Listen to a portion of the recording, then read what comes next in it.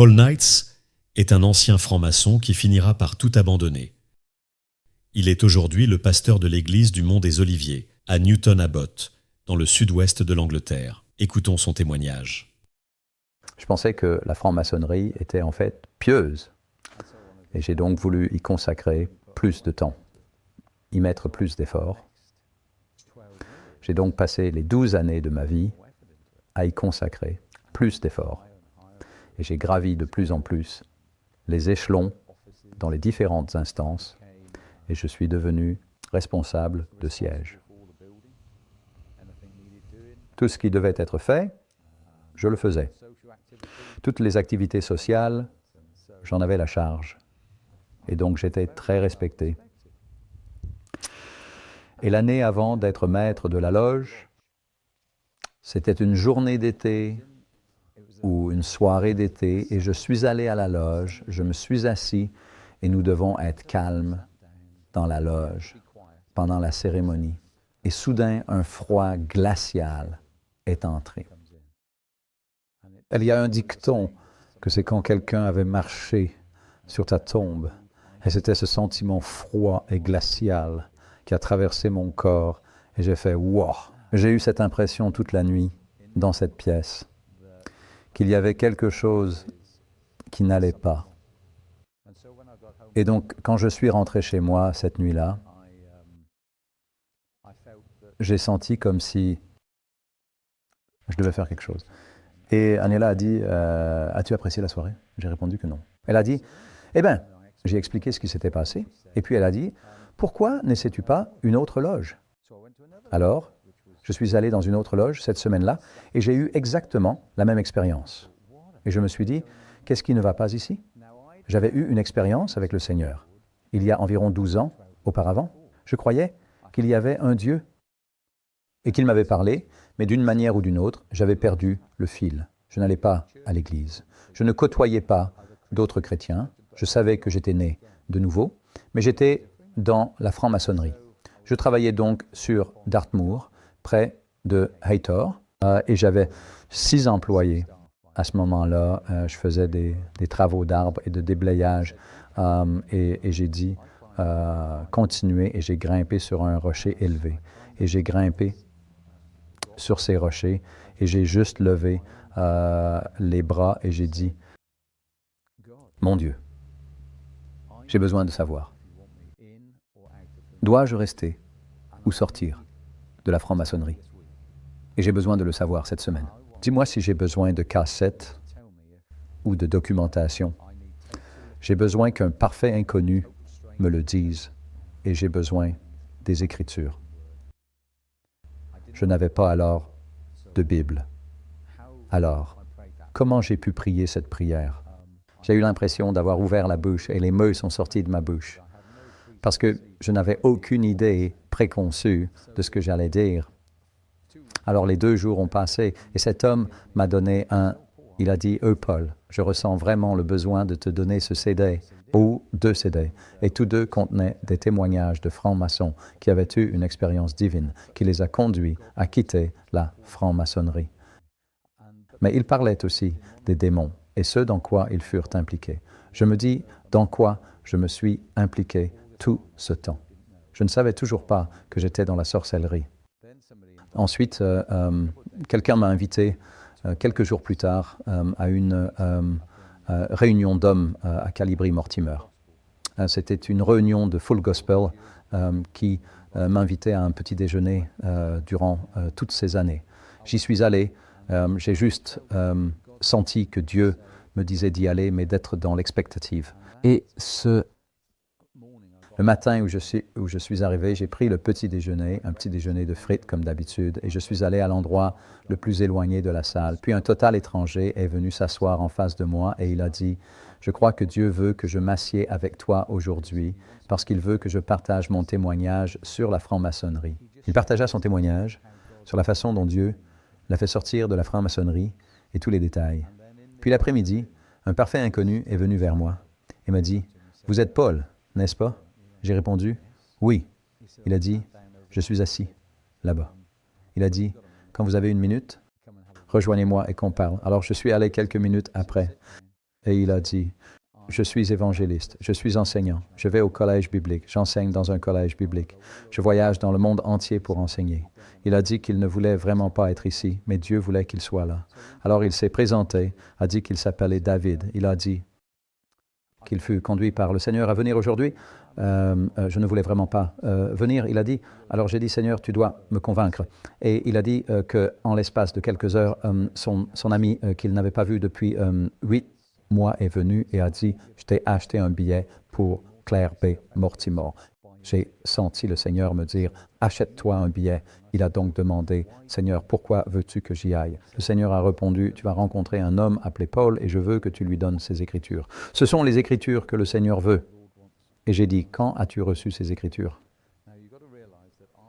Maintenant, vous devez réaliser que j'avais demandé cela lundi. On est samedi et j'avais demandé cela le lundi d'avant. J'avais prié le Seigneur dans la semaine.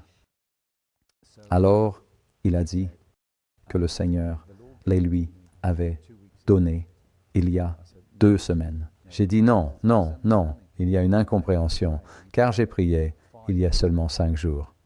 Il a dit non, le Seigneur me les a donnés il y a 14 jours. Ce à quoi j'ai répondu, comment expliques-tu cela alors? Le Seigneur avait déjà répondu à tes prières avant même que tu ne pries, a-t-il dit. Quand tu as ouvert la bouche, il a mis les prières dans ta bouche. Donc, il avait déjà répondu. Alors cet homme fut préparé par Dieu pour venir me donner les Écritures avant même que je demande. Que si quelque chose se fait dans l'obscurité, ce n'est pas de Dieu. Tout ce qui est ésotérique n'est pas de Dieu. Il n'y a qu'un seul maître. Que vos oui soient des oui et que vos non soient des non. Et ne prenez aucune obligation ou promesse. Et il a dit, ces Écritures sont pour toi, Paul. Et c'était les Écritures dont j'avais besoin pour confirmer que le Seigneur voulait que je quitte la franc-maçonnerie. Mais le Seigneur m'a retenu dans la franc-maçonnerie pendant 2 ans de plus. Et certaines personnes ne comprennent pas cela. Mais vous savez, le Seigneur est honorable et il veut que nous soyons honorables. J'étais son représentant. Beaucoup de jeunes gens venaient me voir pour me demander pourquoi j'avais renoncé à toutes mes responsabilités. J'ai renoncé à mon bureau, j'ai renoncé à m'occuper des instances, à organiser les activités sociales. Et les gens disaient, pourquoi Paul? Et je pouvais leur parler de la loi. Et donc, au sein de la loge, je parlais aux gens de Jésus. Et les gens venaient et disaient, peux-tu prier pour moi, Paul? J'ai ce problème et cet autre problème. Et donc, le Seigneur veut que nous soyons honorés. Il veut que nous soyons ses ambassadeurs, ses représentants. Et j'étais une partie pendant que j'y étais, et il voulait que je prenne du recul par rapport à cette loge, à toutes les responsabilités. Mais le Seigneur m'avait révélé la vérité sur la franc-maçonnerie, que sa base, c'est la sorcellerie. Et je ne voulais rien avoir avec la sorcellerie. Même après toutes ces années, j'aurais complètement oublié. C'est comme un voile, et il parle d'être voilé, voilé en allégorie, voilé dans le secret. Et j'étais dans cette ignorance. Le Seigneur a enlevé ce voile et m'a soudain montré la vérité sur la franc-maçonnerie. Il s'agit des racines de la franc-maçonnerie. Et il y a beaucoup d'hommes qui sont dans la franc-maçonnerie et qui ne savent pas qu'ils sont dans une société satanique et démoniaque. Puis j'ai dit au Seigneur, tu m'as manifestement montré. Comment veux-tu que j'en sorte? Veux-tu que j'écrive une lettre et la glisse sous la porte et que je m'éclipse? Et il a dit, non. J'ai dit, eh bien, que veux-tu que je fasse maintenant dans la franc-maçonnerie? Si tu es en retard, normalement, tu dois frapper à la porte après le 1er degré, puis être accompagné dans la loge et tu présentes tes excuses devant le maître, puis tu es conduit à un siège. Et il a dit, je veux que tu retournes dans la loge. J'ai répondu, je ne veux plus faire de signes, d'obligations. Je ne veux pas faire ça, Seigneur. Il a dit, tu n'auras pas besoin de le faire. Je veux que tu sois en retard de 10 minutes. C'était incroyable que pendant environ 120 ans, cette réunion dans ma loge avait toujours eu lieu un lundi. Pour une raison quelconque, je ne me souviens pas de la raison, mais cela fut changé à mercredi. Beaucoup de loges ne se réunissent pas un mercredi, alors les maîtres d'autres loges sont encouragés à visiter en tant que maîtres d'autres loges. Beaucoup de maîtres étaient libres ce mercredi parce qu'ils ne se réunissaient pas eux-mêmes. Alors, ils ont décidé de venir, mais je ne savais pas cela. Et alors, au lieu d'avoir 70 ou 80 personnes, soudainement, il y avait 2 fois plus d'hommes dans cette loge. Et ils ont dû apporter des chaises supplémentaires et tout ça. Je ne m'en suis pas rendu compte. J'avais travaillé toute la journée et le Seigneur m'avait dit particulièrement d'être en retard de 10 minutes. J'ai donc tourné au coin 10 minutes, 9 minutes, et ça me prendrait 1 minute pour monter les escaliers. Alors, je suis monté et il y avait quelqu'un qu'on appelle le garde extérieur qui se tient à l'extérieur de la loge et il protège l'entrée de tout intrus. Et il a dit « Bonjour, Paul ». Il a dit « Génial si tu étais arrivé 1 minute avant ». Il a dit « Il y a tellement de monde là-bas ce soir ». Il a dit que si tu avais été 9 minutes en avance, tu aurais pu entrer. J'ai dit « Merci Seigneur ». Et donc, ils ont ouvert au premier degré, puis nous avons frappé. Je suis entré. Et le Seigneur m'avait dit de me tenir face au maître de la loge et de dire « Je vous aime tous ». Et bien sûr, ils ont tous dit « Oh oui », parce qu'à ce moment-là, ça faisait 14 ans que j'étais dans la loge. Ils me connaissaient tous ou me respectaient. Et ils ont dit « Oh oui, Paul, oui, nous t'aimons aussi ».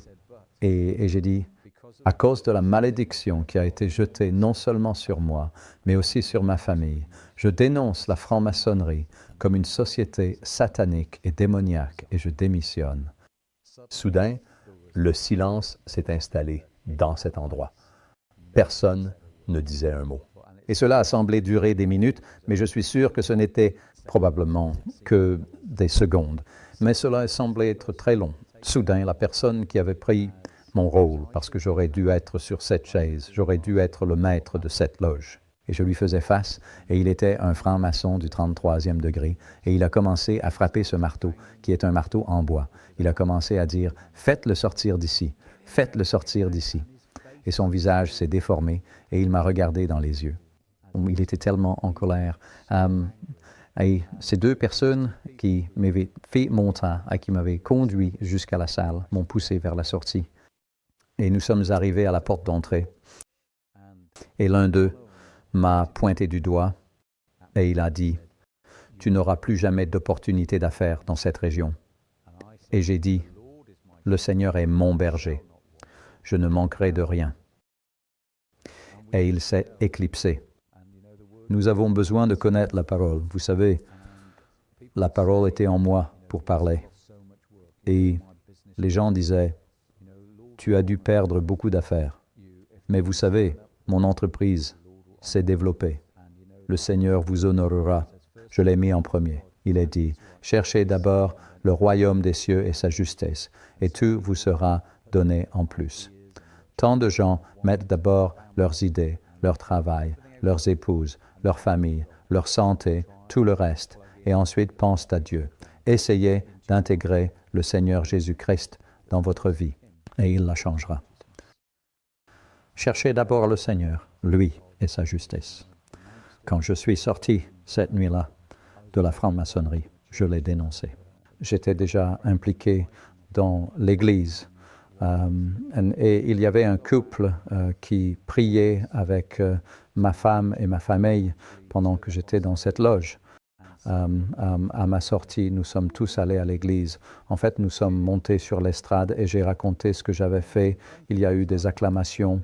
Et puis les gens ont commencé à venir et à dire « Tu sais, ça fait des mois qu'on prie pour toi, Paul. » Et il s'est avéré qu'il y avait environ 200 personnes qui priaient dans cette église pour que je sois libéré et pour que les écailles de mes yeux tombent.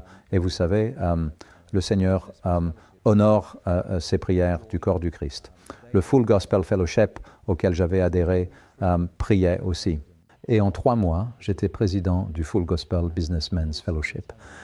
Et le Seigneur a commencé à me parler et à travers mon témoignage, beaucoup de francs-maçons sont sortis. Je vais vous dire une chose, le Seigneur aime ceux qui sont francs-maçons. Il aime ceux qui sont dans les ténèbres.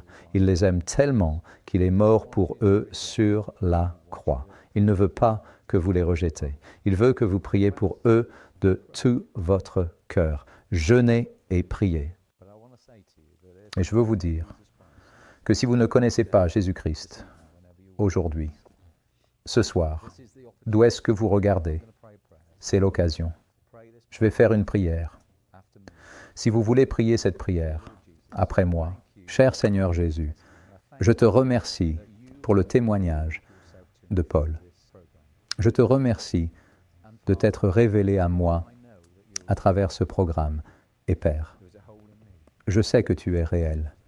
Il y a un vide en moi que tu dois combler. Je sais que je suis un pécheur et je te demande de me pardonner ce soir ou aujourd'hui. Voudrais-tu venir dans ma vie pour combler ce vide? Je veux naître de nouveau. Voudrais-tu me remplir de ton esprit? Voudrais-tu me guérir, me délivrer et me libérer? Me conduiras-tu et me guideras-tu dans la vie? Me diras-tu quelle Bible acheter afin que tu puisses me guider à travers tes Écritures, Seigneur, et m'enseigner? Voudrais-tu me conduire à une bonne Église et à un corps de Christ? Voudrais-tu me guider dans cette adoration, Père, pour que je puisse lever les mains et t'adorer en esprit et en vérité?